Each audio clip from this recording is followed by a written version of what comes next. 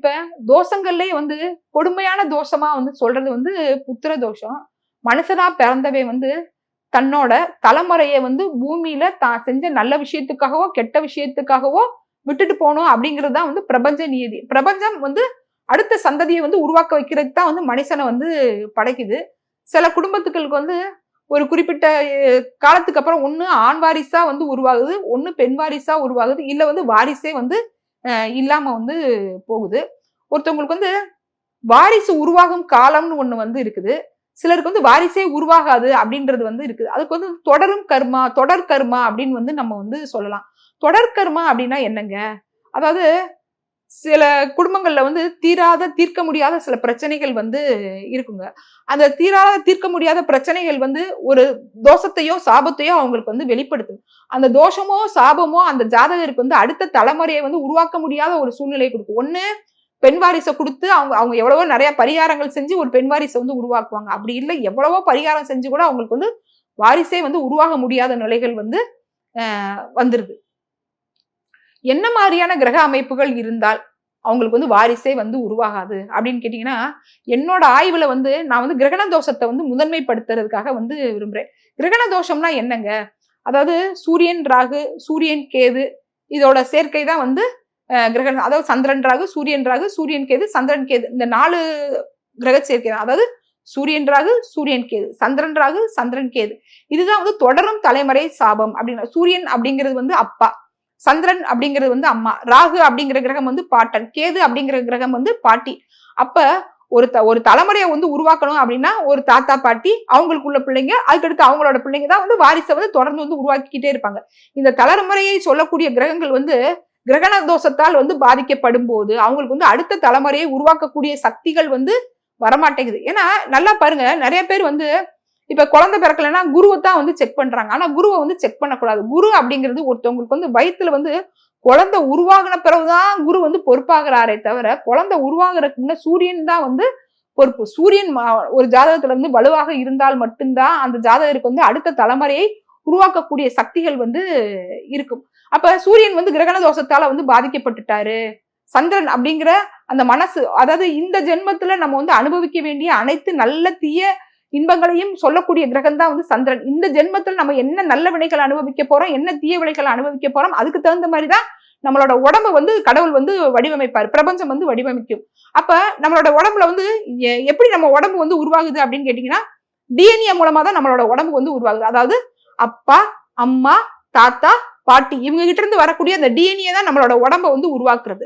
அப்ப நம்ம உடம்ப வந்து உருவாக்கும் போதே நம்ம உடல்ல வந்து சில உடல் ரீதியான பாதிப்புகளை வந்து அந்த கிரகங்கள் வந்து அந்த டிஎன்ஏ மூலமாக வந்து நமக்குள்ள வந்து நம்ம விரும்பினாலும் விரும்பலைனாலும் வந்து செலுத்திடுது. அந்த டிஎன்ஏ வந்து நமக்கு வந்து அடுத்த தலைமுறை வந்து உருவாக்குற மாதிரியான டிஎன்ஏவாக இருந்தா அடுத்த வாரிசு வந்து உடனே வந்து உருவாகும். நமக்கு வந்து இயற்கையாவே வந்து அந்த 5ஆம் இடமோ 9ஆம் இடமோ ஒரு சாபத்தையோ தோஷத்தையோ வந்து வெளிப்படுத்தினா கிரகணத்துல வந்து குழந்தை வந்து பிறக்கும். கிரகணத்துக்கு 7 நாளைக்கு முன்னாடி 7 நாளைக்கு பின்னாடி பிறக்கிற எல்லா குழந்தைங்களுக்குமே வந்து கிரகண தோஷம் வந்து அதிகமா இருக்கும். அப்ப கிரகண தோஷம் இருக்கிறவங்களுக்கு எல்லாம் குழந்தையே உருவாகாதுன்னு நான் வந்து சொல்ல வரல. நல்லா புரிஞ்சுக்கணும். இது வந்து ஒரு பிரதானமான ஒரு பிரச்சனையா வந்து இருக்குது. இது வரைக்கும் யாருமே இதை வந்து எந்த மீடியாலையும் பேசுனதா நான் வந்து பார்க்கல. இது வந்து என்னோட ஆய்வுல நான் கண்டுபிடிச்ச விஷயங்கள். அதே மாதிரி இப்ப இந்த கிரகண தோஷம் இருக்கிறவங்களுக்கு எல்லாருக்குமே வந்து வாழ்நாள் பூரா அங்க அவங்கள மீறின ஏதாவது ஒரு மன உளைச்சல் வந்து இருந்துகிட்டே வந்து இருக்குது. அந்த மன உளைச்சல் வந்து ஒண்ணு பிள்ளைகளால இருக்குது, இல்ல அப்பா அம்மாவால இருக்குது, இல்ல தாத்தா பாட்டியால வந்து இருக்குது. அந்த யாருக்கு இப்ப ஒருத்தவங்களுக்கு வந்து குழந்தை பிறக்குமா பிறக்காதா அப்படின்றத வந்து நம்ம வந்து எளிமையாவே வந்து கண்டுபிடிச்சிடலாம். அதாவது 5ஆம் இடம் அப்படிங்கிறது வந்து பூர்வ புண்ணிய ஸ்தானம், 9ஆம் இடம் அப்படிங்கிறது வந்து பாக்கியஸ்தானம். இந்த 5ஆம் இடத்துக்கூடயோ 9ஆம் இடத்துக்கூடயோ வந்து கிரகண தோஷம் வந்து சம்பந்தப்படுறது. 5ஆம் இடத்துக்கூடயோ 9ஆம் இடத்துக்கூடயோ வந்து ராகு கேதுக்கள் வந்து கனெக்ட் ஆகுறது.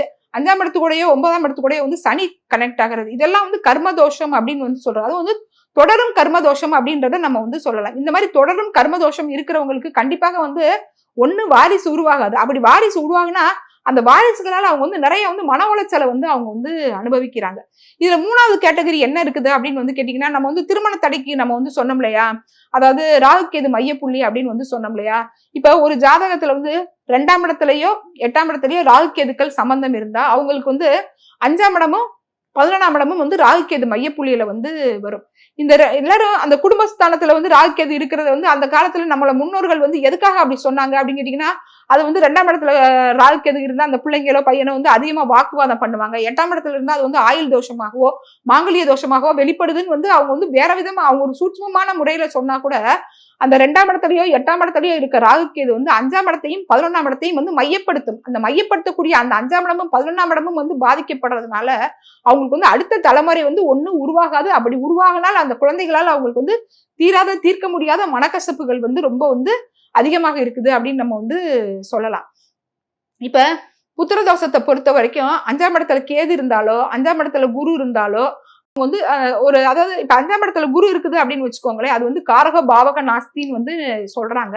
இப்ப 5ஆம் இடத்துல குரு இருக்கிறவங்க நம்ம வந்து லட்சம் ஜாதகத்தை வந்து அவங்களுக்கு வந்து குழந்தை பிறந்ததை நம்ம வந்து நிரூபிக்கலாம். அந்த அளவுக்கு வந்து 5ஆம் இடத்துல இருக்கிற குரு வந்து 9ஆம் இடத்தை பார்ப்பாரு, லக்னத்தை வந்து பார்ப்பாரு. கண்டிப்பாக அவங்களுக்கு வந்து காலதாமதமானாலும் புத்திர பாக்கியம் வந்து உண்டு அப்படின்றத நம்ம வந்து ஆணித்தரமா வந்து சொல்லலாம். அதே மாதிரி 5ஆம் இடத்துல ராகு இருந்தா என்ன நடக்கும் அப்படின்னு கேட்டீங்கன்னா, அடிக்கடி வந்து கருக்கலைப்பு வந்து அதிகமாக வந்து நடக்கும். அந்த கருக்கலைப்பு அதிகமாக நடந்துகிட்டே இருக்கிறதுனால அவங்களுக்கு வந்து ராகு அப்படிங்கிறது என்னங்க, அதாவது தன்னோட முட்டையை வந்து அதுவே வந்து உடைச்சி வந்து வேஸ்ட் பண்ணும் அந்த ராகுங்கிறது. அப்ப வந்து 5ஆம் இடத்துல ராகு வந்து அடிக்கடி வந்து கருக்கலைப்பை வந்து உண்டு பண்ணும்.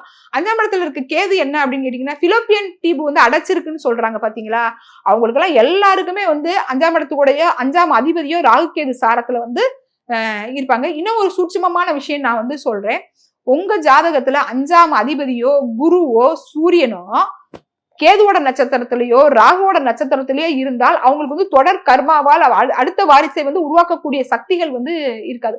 ஒரு ஆணோட ஜாதகத்திலேயோ ஒரு பெண்ணோட ஜாதகத்திலேயோ மேசத்துல அஸ்வினி நட்சத்திரத்துல இருந்தாலும், அதாவது மகத்துல வந்து அதாவது சிம்மத்துல வந்து மகம் நட்சத்திரத்துல இருந்தாலும், தனுசுல மூலம் நட்சத்திரத்துல இருந்தாலும், திருவாதிரையில மிதுனத்துல வந்து திருவாதிரையில வந்து 5 குடையவன் இருந்தாலும், இல்ல குரு இருந்தாலும், சூரியன் இருந்தாலும், அதே மாதிரி துலாத்துல சுவாதியில வந்து சூரியன் இருந்தாலும் குரு இருந்தாலும், அதே மாதிரி உங்களுக்கு வந்து கும்பத்துல வந்து சதயத்துல வந்து குரு இருந்தாலும் 5ஆம் அதிபதி இருந்தாலும் அவங்களுக்கு வந்து அந்த குரு இருந்தாலும் அவங்களுக்கு வந்து குழந்தை பாக்கியம் வந்து தடைபடுது. இதுதான் வந்து தொடர் கர்மா. இப்ப மேஷம் அப்படிங்கிறது வந்து அதாவது நம்ம சொன்ன அந்த கேதுவோட நட்சத்திரங்கள் இருக்கிறது எல்லாமே வந்து நெருப்பு ராசி. அதே மாதிரி ராகுவோட நட்சத்திரங்கள் இருக்கிறது எல்லாமே வந்து காற்று ராசி. நெருப்பு என்ன செய்யும், திகு திகு திகு திகு திகுன்னு ஒரு பிரச்சனையை வந்து நம்ம வந்து யூகிக்கிறதுக்கு பெரிய லெவல்ல வந்து பரப்போம். அதே மாதிரி காத்து வந்து பெரிய லெவல்ல வந்து அடிச்சு வந்து ஒரு பெரிய அதாவது எப்படி சொல்றது, சூறாவளி காத்தா வந்து அடிச்சு வந்து அந்த பிரச்சனையை வந்து பெருசுபடுத்தி தம்பதிகளை வந்து அந்த புத்திர பாக்கியத்துக்காகவே பிரிச்சு வைக்கும். இல்ல வந்து அவங்க வந்து காலம்புறா வந்து மனவேதனையால வாழக்கூடிய சூழ்நிலைகளை வந்து கொடுத்துரும். இப்ப வெறுமனே வந்து 5ஆம் இடத்துல வந்து குரு இருந்தா கண்டிப்பாக வந்து குழந்தை பிறக்குங்க. ஆனா நல்ல நான் சொன்ன விஷயங்கள் வந்து கண்டிப்பாக வந்து நீங்க வந்து உள்ளார்ந்து வந்து யோசிக்கணும். அவங்களுக்கு வந்து 5ஆம் அதிபதியோ குருவோ ராகு சாரத்துல இருந்தால் அவங்களுக்கு கண்டிப்பாக வந்து அடுத்த தலைமுறையை உருவாக்குறதுல கஷ்டம் வந்து கண்டிப்பாக வந்து இருக்கும். அதே மாதிரி கிரகண தோஷத்துல இருந்தால், அதாவது சூரியன் ராகு சேர்க்கை எந்தெந்த இடத்துல இருந்தால் அப்படின்னு கேட்டீங்கன்னா, மேசத்துல மிதுனத்துல அதே மாதிரி சிம்மத்துல துலாத்துல கும்பத்துல இந்த இடங்கள் தனுசுல இந்த இடங்கள்ல இருந்தால் கண்டிப்பாக அவங்களுக்கு வந்து அடுத்த தலைமுறையை உருவாக்கக்கூடிய சக்திகள் வந்து குறைவுபடும். சில பேருக்கு வந்து பூர்வ புண்ணிய ஸ்தான பலத்தாலேயோ இல்ல அவங்க முன்னோர்கள் செஞ்ச அந்த பாக்கிய பலத்தால நிறைய வைத்தியம் செஞ்சு அதுக்கப்புறம் வந்து குழந்தை பிறக்கக்கூடிய சூழ்நிலைகள் வந்து இருக்கும். அப்ப புத்திர பாக்கியம் அப்படின்றத பொறுத்தவரை 5ல ராகு 5ல கேது 5ல குரு இப்படி வந்து பிளாங்கா வந்து சொல்லக்கூடாது. இப்ப நான் எத்தனை விஷயங்கள் வந்து நான் வந்து சொல்லியிருக்கிறேன். நான் சொன்ன அனைத்து விஷயங்களுமே வந்து ராகு கேதுவை மையப்படுத்தியே தான் நான் வந்து சொல்லியிருக்கிறேன். அந்த ராகு கேதுவோட நட்சத்திரங்கள் இருக்கிற இடத்த நான் வந்து மையப்படுத்தி வந்து நான் வந்து சொல்லியிருக்கிறேன். ரொம்ப எளிமையா வந்து உங்களுக்கு வந்து அடுத்த தலைமுறை உருவாகுமா உருவாகாதா அப்படின்றத நீங்க எளிமையா வந்து கண்டுபிடிச்சிடலாம். உங்களோட 5ஆம் அதிபதியோ சூரியனோ குருவோ சந்திரனோ நான் சொன்ன இந்த மேசத்துல மிதுனத்துல சிம்மத்துல துலாத்துல தனுசுல கும்பத்துல இந்த ராகுகேதுக்களோட நட்சத்திரத்துல இருந்தால் உங்களுக்கு வந்து தொடர் கர்மாவோட பாதிப்பால அடுத்த தலைமுறையை உருவாக்கக்கூடிய சக்திகள் வந்து அந்த தலைமுறையினருக்கு வந்து குறைவாக இருக்கு. அந்த தலைமுறையை அதோட வந்து முடிய போகுது அப்படின்னு கூட நம்ம வந்து சொல்லலாம். இது வந்து டிமோட்டிவேஷன் வந்து கிடையாது. நிறைய பேர் வந்து அதிகமா பணம் செலவு பண்ணி உடம்பையும் கெடுத்து மனசையும் கெடுத்து வந்து டெஸ்ட் பேபிக்கு எல்லாம் நிறைய வந்து போறாங்க. ஐவிஎஃப்க்குலாம் வந்து 5 லட்சம் 10 லட்சம்ன்றத கூட அவங்க வந்து அந்த மெட்ஃபோமின் ஒரு டேப்லெட் வந்து கொடுக்குறாங்க. அந்த டேப்லெட் வந்து அவங்களுக்கு வந்து அதிகப்படுத்துமே அவங்களை வந்து சீக்கிரமே வந்து சுகர் பேஷண்டா வந்து ஆக்கிடுது. குழந்தை பாக்கியத்துக்குன்னு போயிட்டாலே அவங்க வந்து அந்த கருமுட்டை வந்து நல்லா உற்பத்தி ஆகுறதுக்காக வந்து அந்த மெட்ஃபோமின் டேப்லெட் வந்து கொடுக்குறாங்க. அந்த டேப்லெட்டால வந்து நிறைய அவங்களுக்கு வந்து ஆட்டோமேட்டிக்கா அவங்க வந்து ஒரு சுகர் பேஷண்டா வந்து ஆயிடுறாங்க. அதே மாதிரி அந்த ஐவிஎஃப் அப்படிங்கிற ட்ரீட்மெண்ட்லாம் ஒரு பெண்ணுக்கு வந்து உயிரே போய் வரக்கூடிய ட்ரீட்மெண்ட். அப்ப அவங்க ஜாதக ரீதியா அவங்களுக்கு வந்து குழந்தை பிறக்குமா பிறக்காதா அப்படின்றத தெரிஞ்சுக்கணும். அதே மாதிரி இப்ப 5ஆம் அதிபதி வந்து 8ஆம் இடத்துக்குடைய 8ஆம் அதிபதி வந்து 5ஆம் இடத்துக்குடைய கனெக்ட் ஆகுச்சுன்னா இவங்க எல்லாம் வந்து டோனர் எக் டோனர் செமன் வாங்கி கூட வந்து குழந்தைய வந்து உருவாக்கலாம். இல்ல ஆட்டோமேட்டிக்கா வந்து அவங்க வந்து ஏதோ ஒரு வாழ்வாதாரம் இல்லாத குழந்தைய எடுத்து அவங்களோட வாழ்க்கையை வந்து அவங்க வந்து வளப்படுத்திக்கலாம். எந்த விதத்திலையும் வந்து இது வந்து தவறான ஒரு கான்செப்டே வந்து கிடையாது. நம்ம ஜாதக ரீதியா நமக்கு வந்து குழந்தை வருமா வராதா அப்படின்றத வந்து தெரிஞ்சுக்கணும். சரி, இப்ப குழந்தை வரும் அப்படின்றத நம்ம வந்து தெரிஞ்சுக்கிட்டா எப்ப எந்த காலகட்டங்கள்ல அவங்க வந்து ட்ரீட்மெண்ட் போகலாம், எந்த காலகட்டங்கள்ல அவங்க வந்து ட்ரீட்மெண்ட் போகக்கூடாது அப்படின்னு வந்து இருக்குது. இப்ப ஒரு தலைமுறையை வந்து ஆணும் பெண்ணும் சேர்ந்தால் மட்டுமே வந்து உருவாக்க முடியும். ஒரு தலைமையை அதாவது ஒரு தலைமுறையை உருவாக்கக்கூடிய சக்தி படைத்த கிரகம் சனி பகவான் மட்டுமே. வேற எந்த கிரகத்துக்கும் வந்து ஒரு தலைமுறையை உருவாக்கக்கூடிய சக்திகள் வந்து கிடையாது. அந்த சனி பகவான் ஒத்துழைப்பு கொடுத்தால் மட்டுமே ஒரு மனிதன் அடுத்த தலைமுறையை வந்து உருவாக்க முடியும். அப்ப சனி பகவான் எப்ப அவங்களுக்கு வந்து உத்தரவு கொடுப்பாரு, அதாவது அவங்க ஜாதக ரீதியா அவங்களுக்கு வந்து குழந்தை பிறக்கும் அப்படின்னா எப்ப அவங்க வந்து ட்ரீட்மெண்ட் போகலாம், எப்ப வந்து அவங்க அந்த ப்ராசஸ்ல வந்து ஈடுபடலாம் அப்படின்னு கேட்டீங்கன்னா, அம்மாவோட ஜாதகத்திலேயோ அப்பாவோட உள்ள ஜாதகத்திலேயோ இருக்கிற அந்த சனி பகவான் தன்னோட 3ஆம் பார்வையாலேயோ 7ஆம் பார்வையாலேயோ 10ஆம் பார்வையாலேயோ சனி போகும்போதுதான் அவங்களுக்கு வந்து அந்த குழந்தை பாக்கியம் வந்து உருவாகும். நல்லா கவனமா கேட்டுக்கங்க. இப்ப கோச்சார உங்க ஜாதகத்துல உள்ள சுய ஜாதகத்துல உள்ள சனி பகவான கோச்சார சனி பகவான் வந்து 3ஆம் பார்வையாலேயோ 7ஆம் பார்வையாலேயோ 10ஆம் பார்வையாலேயோ தொடர்பு கொள்ளணும். அல்ல கோச்சார சனி பகவான் உங்க சுய ஜாதகத்துல உள்ள சனி பகவான 3ஆம் பார்வையாலேயோ 7ஆம் பார்வையாலேயோ 10ஆம் பார்வையாலேயோ தொடர்பு கொள்ளும் போது மட்டுமே அடுத்த தலைமுறை வந்து உருவாகும். சில சூழ்நிலைகள்ல வந்து கோச்சார சனி பகவான் கேது பகவானை தொடர்பு கொள்ளும் போதும் வந்து சில பேருக்கு வந்து உருவாகும். இப்ப நீங்க எத்தனையோ பேர் இந்த வீடியோ வந்து பார்த்துட்டு இருப்பீங்க. நீங்க எல்லாருமே வந்து செக் பண்ணி பாருங்க. உங்க ஜாதகத்துல உள்ள சனிக்கும் உங்க குழந்தையோட உள்ள ஜாதகத்துல உள்ள சனிக்கும் சம்பந்தம் கண்டிப்பாக இருக்கும். உங்க ஜாதகத்துல அம்மாவோட ஜாதகமா அப்பாவோட ஜாதகம் இந்த 2 பேர் ஜாதகத்திலையும் உள்ள சனிக்கும் கண்டிப்பாக உங்க குழந்தையோட ஜாதகத்துக்கும் வந்து சம்பந்தம். சில பேருக்கு வந்து இப்ப சனி நின்ற ராசிக்கு முன்ன உள்ள ராசியிலயோ அடுத்த ராசியிலயோ கண்டிப்பாக வந்து இருக்கும். சனி சம்பந்தம் இல்லாமல் ஒருத்தவங்களுக்கு வந்து அடுத்த தலைமுறை வந்து உருவாகாது. சரிங்க, இப்ப வந்து இவ்வளவு தூரம் நீங்க வந்து சொல்றீங்க, ஏதாவது ஒரு எளிய பரிகாரம் வந்து சொல்றீங்களா? குழந்தை உருவாகிறதுக்கு ஏதாவது ஒரு பரிகாரம் வந்து சொல்றீங்களா? சில பேருக்கு வந்து கோச்சார குரு பகவான் வந்து ராகுவை கடக்கும் போதோ ராகு வந்து கோச்சார குரு பகவானை கடக்கும் போதோ குழந்தை வந்து டெஸ்ட் டியூப் பேபி வந்து உருவாகும். அப்ப கூட வந்து சனிக்கும் வந்து சம்பந்தம் இருக்கும். அவங்களோட ஜனனகால சனிக்கும் கோச்சார சனிக்கும் சம்பந்தம் இருந்தால் மட்டுமே அவங்க வந்து அந்த டெஸ்ட் டியூப் பேபிக்கு அந்த குரு ராகு கனெக்ஷன் வந்து குரு சூரியன் கனெக்ஷன் வந்து அடுத்த தலைமுறை வந்து உருவாகும் அப்படின்றத நம்ம வந்து சொல்லலாம். இப்ப பரிகாரம் அப்படின்றத பொறுத்த வரைக்கும் வந்து ஒண்ணுமே ரொம்ப கஷ்டமே படவே வேண்டியவே அவசியமே வந்து கிடையாதுங்க.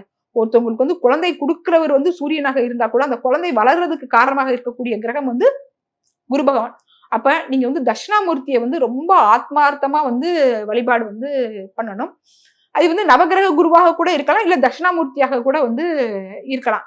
அதாவது ஒரு தொடர்ந்து வந்து ஒரு 16 வாரம் வியாழக்கிழமை வந்து ஒரு நல்ல தலவாழை இலையில ஒரு 2 தேங்காவை வந்து நல்லா சமபகா உடைச்சி அந்த நீரை வந்து வெளியே ஏற்றிட்டு அதுல வந்து சுத்தமான நெய் விட்டு நல்ல மஞ்சள் திரி போட்டு அவங்க வந்து தொடர்ந்து 16 வாரம் வந்து விளக்கு ஏத்திக்கிட்டே வரணும். குரு பகவான் சன்னதியிலேயே ஏத்தலாம், இல்ல நவகிரகத்துல உள்ள குரு தட்சிணாமூர்த்திக்கோ வந்து ஏத்தலாம்.